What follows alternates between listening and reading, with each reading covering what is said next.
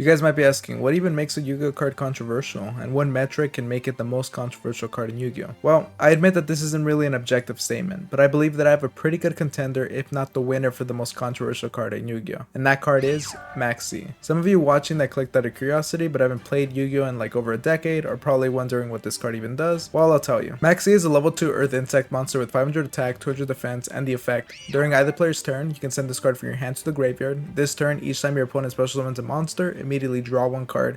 You can only use one Maxi per turn. So the more your opponent special summons, the more cards you draw. I think it's pretty clear why this card is very powerful. In essentially every card game, the more cards you draw, the more your odds of winning increase. And it makes sense. As you draw cards, you're able to dig deeper into your deck. Perhaps find that combo piece you need, or a card that can help you break your opponent's board. In Yu-Gi-Oh, this is more true than in Pokemon TCG or Magic, as you have way more limited draw power, and your starting hand size is smaller. There's a reason why cards like Pot of Greed that only draw 2 cards are banned, or Professor's Research is reprinted every other year. And what? You can get this full art card for just $2? Anyways, if Maxi draws you a lot of cards, it should be banned just like Pot of Greed, right? And it is. In the TCG it's banned, but in the LCG it's semi-limited, and in Master Duel it's at 3 copies. Now, these are different metas with different player bases, so it makes sense that there's some disconnect among them for certain cards, but Maxi in particular always seems to have a furious debate around it from proponents that believe that it should exist at 3 copies, and those against it that believe it should be banned. You might be wondering why anyone would argue that this card shouldn't be banned or even limited in any way. And well, the reason for that is because combos like this are common in Yu-Gi-Oh!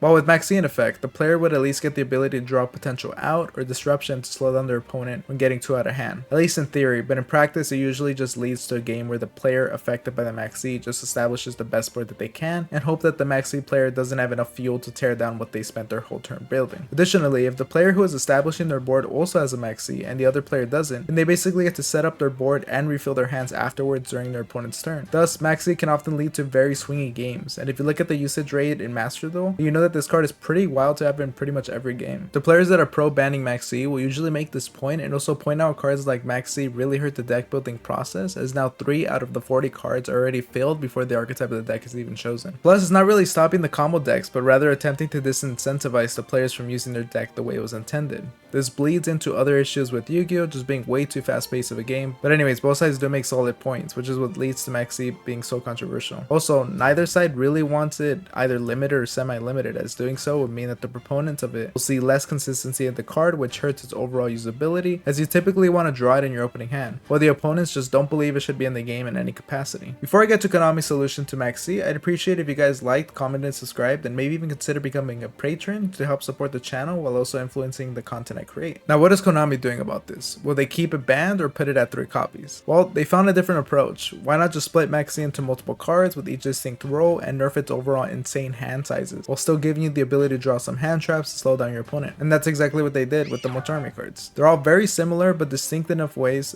to justify their own individual existence. Let's go over one of them. This is the first one that was released. Mochami Perulia is a level 4 water aqua monster with 100 attack and 600 defense with the effect: if you control no cards, quick effect, you can discard this card, apply these effects this turn. Each time your opponent normal or special summons a monster from the hand, immediately draw a card. Once during the end phase, if the number of cards in your hand is more than the number of cards your opponent controls plus 6, you must randomly shuffle cards from your hand into the deck so the number in your hand equals the number your opponent controls plus 6, and you can only activate one other Mochami monster effect the turn you activate this effect. So right away, this card addresses the winning more aspect of Maxi, as you can essentially only use this card when you're going second.